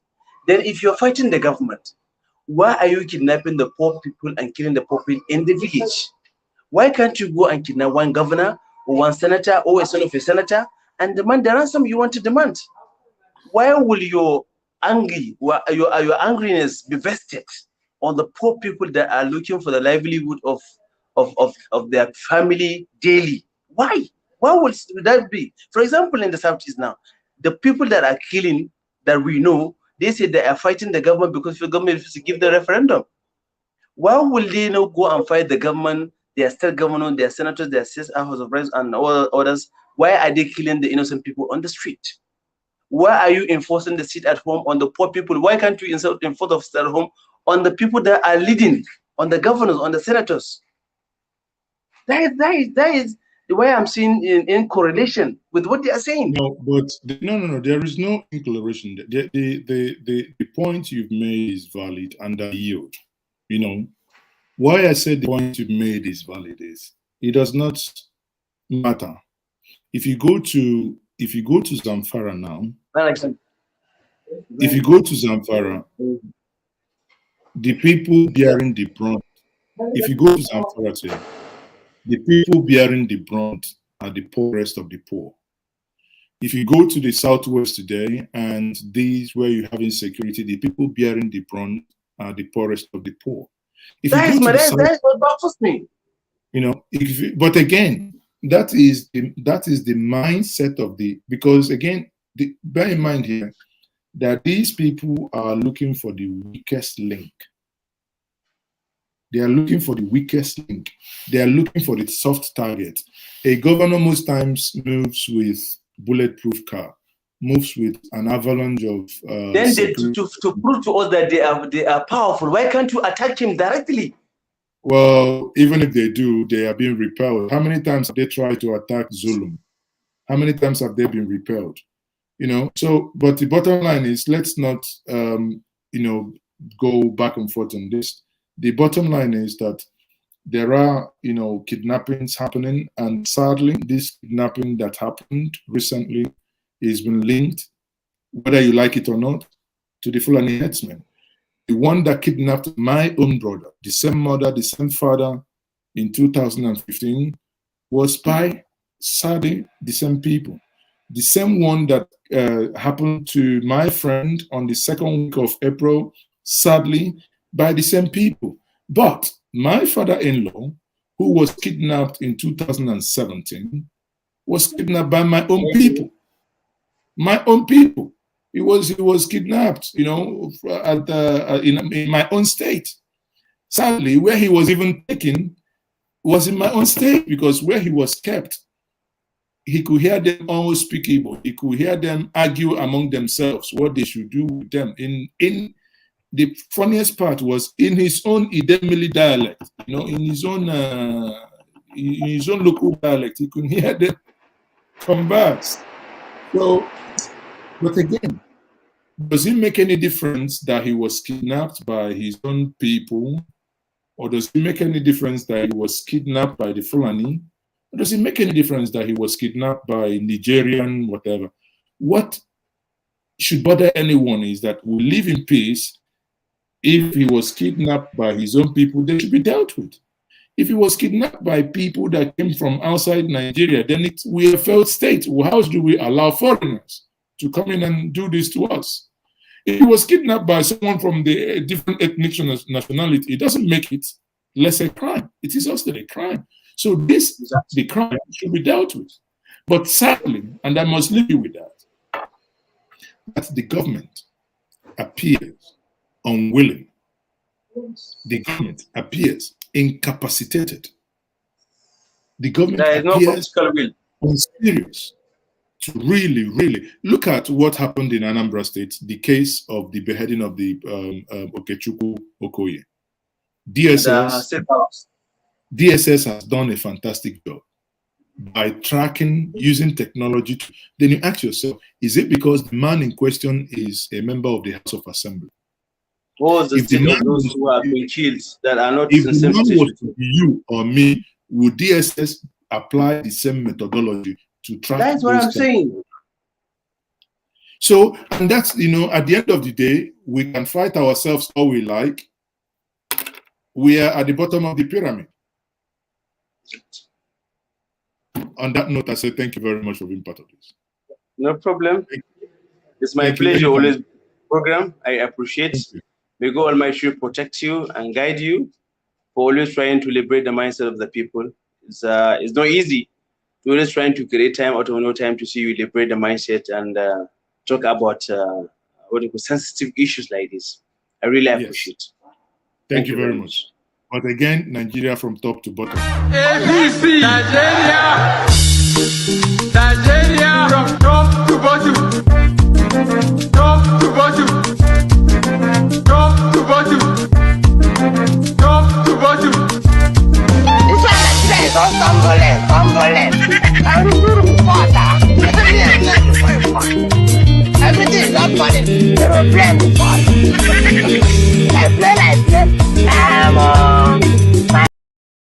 Nigeria from top to bottom. That was Mohammed Aminu. And, you know, I'm happy that he joined this stream. I read your comment and I say to myself, people, calm down. It is good that we must not only talk to the sound that, or the voice that sounds like ours. Sometimes you sit back, you listen from the other side with view to understand, pick points, and project your own point as well. Because in conversation, you talk, I talk, I assimilate what you have said, I process it, I see where it makes sense. If you have superior argument, or does your argument not make sense? Then again, look, I disagree with him with the exception of one point that I said I agree. But again, we have to do this, agree, disagree, respecting one another without necessarily calling him names or he calls me names. That is what I want us to project, that we can always have civil conversations. People may not like it. I have someone else about to go, but I have another person joining me, Chike. Chike, you're welcome. May you put the light on very well. Oh, he's gone. So, but again, that is where we are. So, people, we can make this happen. Okay, Chike, yes. you're welcome. Yes. Good afternoon, Enjoy Media. Thank you so much. My name is Chike. I'm calling from Germany. It's a pleasure to be part of this program. Wie geht's dir? Me gets good. I'm there. Yeah. Mir geht's auch gut. Na, was treibst du? Was magst du? Alles gut. Wo wohnst du eigentlich? Alles gut, Bruder. Ich spreche Deutsch ein bisschen. Ein bisschen, ja. Aber wo genau wohnst du? In welcher Stadt? Mohans in Stuttgart. Ich wohne aus Stuttgart. Ja. Okay. Du wohnst in Stuttgart. Naja, okay. So how rein? Now go ahead. What's your contribution? Okay, for me, I think looking at the whole, regarding being specific on the whole issue from the revelation from the bishop, I mean, this was known, but this is pure, this is clear and unequivocal, you know. It's obvious, you know. Dr. Malafia said this. This is clear and unequivocal. We need to be aware of the potential dangers that, you know, surround Alibo, you know. We need to be aware of that. And we should not just, let's say, join ourselves to call outsiders, you know, to destroy. You understand what I'm trying to say? You have this agreement with your brother, and we should not be too quick, you know, to condemn groups. You hear of an attack or someone is up, and it was like there was this conspiracy on IPOB, and you know, it's like, why, without any hardcore evidence? This was my only concern, you know. And think about it: somebody who commits a crime, you know, IPOB is like the perfect cover. Perfect cover. You can have an agreement with disagreement with two politicians can have disagreements. They can say, okay, I can go and kill that guy, or I can go and do ABC, commit a crime. IPOB will take the hit, and the actual perpetrator of those crimes go unpunished. This is even more dangerous. So for me, when the bishop came out to give these revelations, it was clear and unequivocal. It was clear. There is no, he did not mince words, you know, and that needs to be studied in depth. It has vindicated, it's clear. There is no, so for me, I think we need to learn from that. Hold on. Are you making a mistake here? How do you mean so? Hold on. Let's walk back a little bit. Okay. Let's walk back on this fixation. You see, I tell people, when I read comment, people say, oh, but you're saying that when the crime happened, that it was done by IPOB or that it was done by ESN. And I laugh because I think some of us, our minds are somewhat whacked and fixed on something.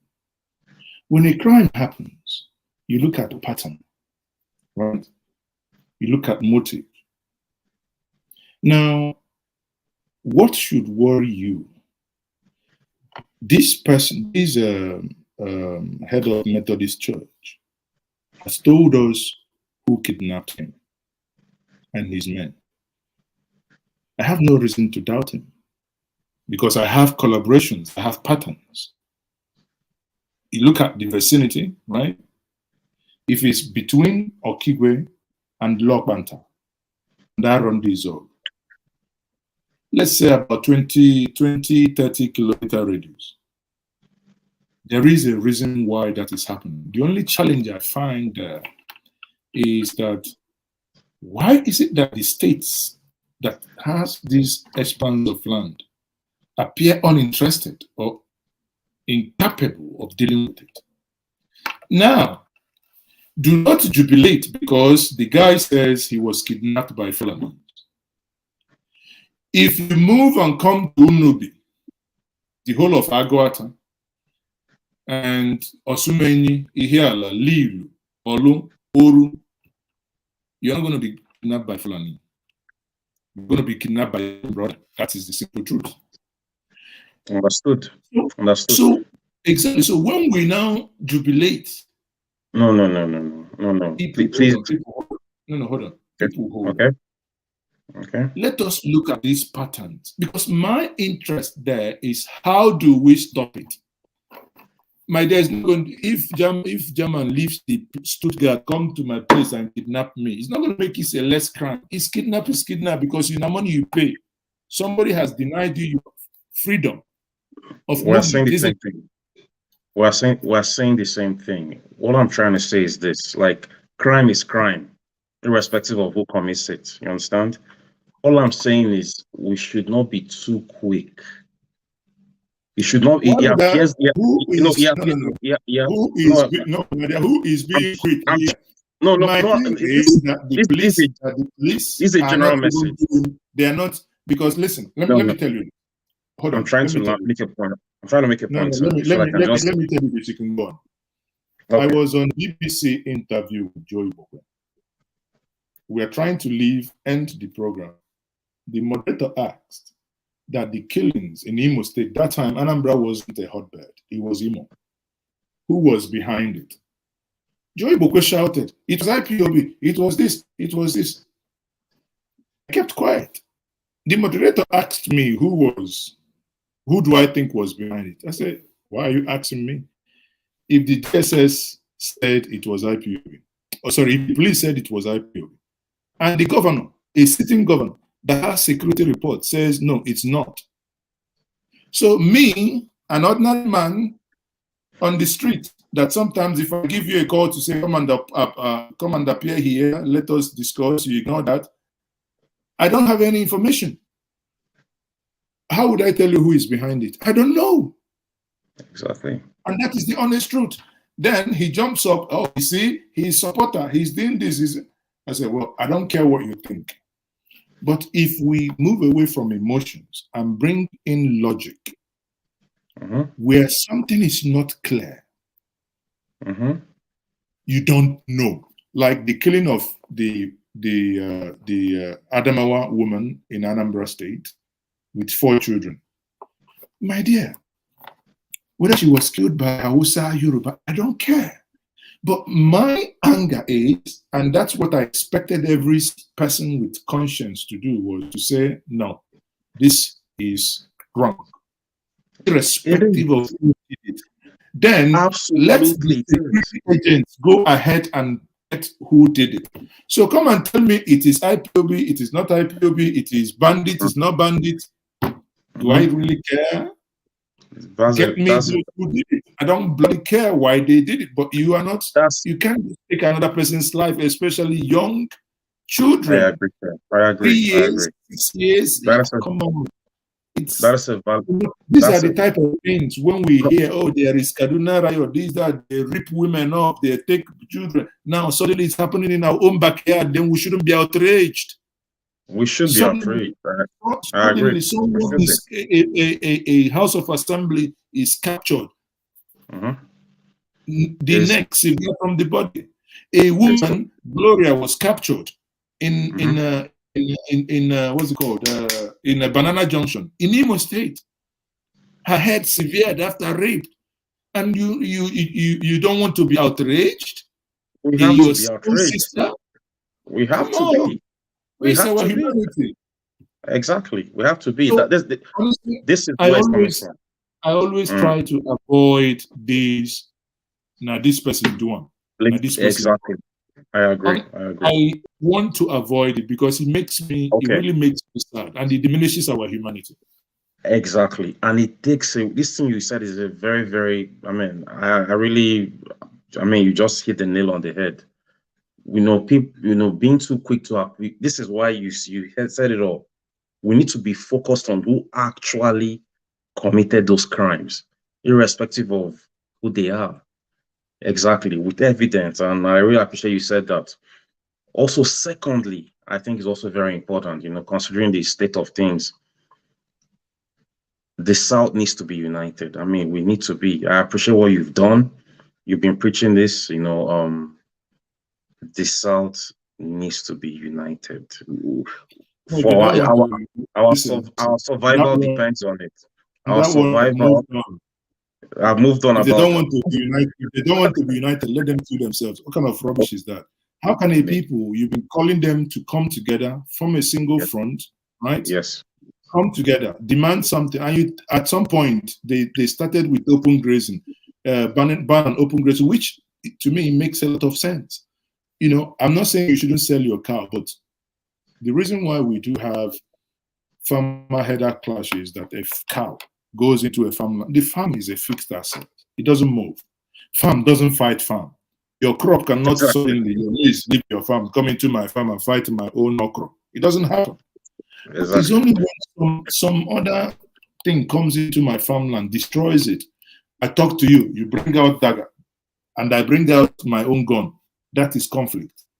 But if I'm able to stop you from moving on the ground, that you're only going to, just like a container, you don't just, somebody gets a container and they start dragging it on the street of Oshodi. You know, you put it you get your container, you put it in a truck, you truck it to your destination before you open it, isn't it? So if we get so, then there is no conflict. But if you leave it open without that container being locked, it might get to a point that they will want to take one or two things from out, you know, and that's how fight starts. So, but if we put these and put these in proper perspective, and I think it shouldn't be any issue, actually. It shouldn't. So, open grazing, the South doesn't want to. Look at Wike now saying, oh, I've gone to, the South doesn't want to support me. I mean, I hear some things, I feel like just smacking adults. I don't know, I'm really visibly angry because if they just come together, something you can demand, you said, for Christ's sake, the North has done a presidency for 8 years. Freaking demand it. If you don't want to give us the presidency, stay on your own. It's as simple as that. And you couldn't.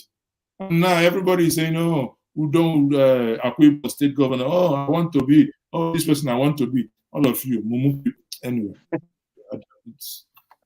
Well, I mean, it's this lesson has been, we've been saying this thing. We can never learn from history. Learn from history.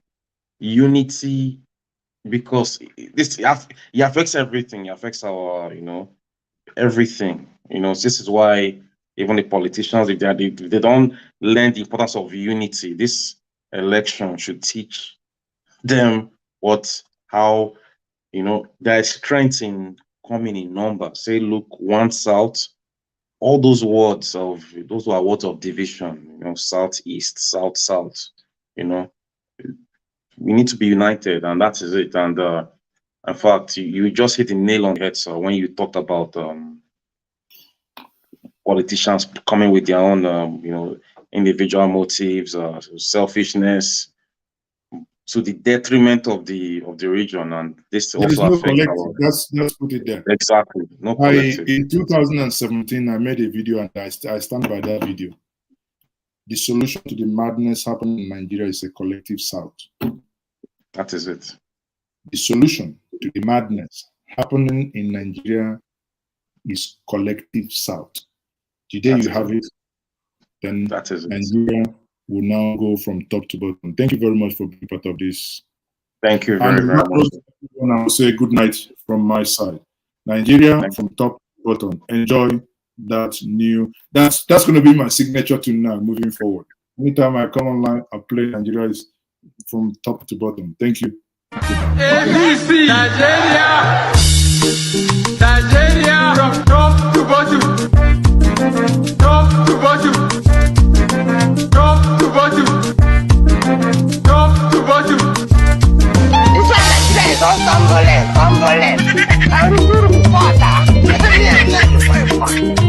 Everything is not funny. They will blame the I play. My neighbor press one. He close the apart. ABC, Nigeria from top to bottom. Top to bottom. Top to bottom. Top to bottom. This one Nigeria is all tumbling.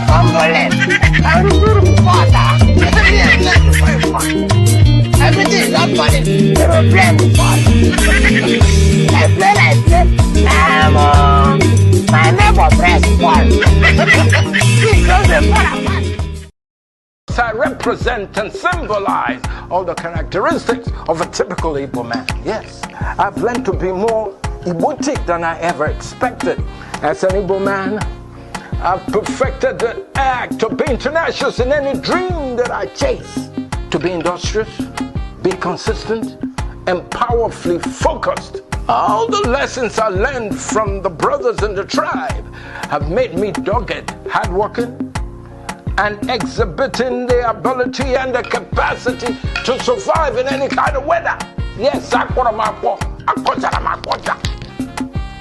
am an original wafo because Nzuzumezuole Mamumu don't do. I am a good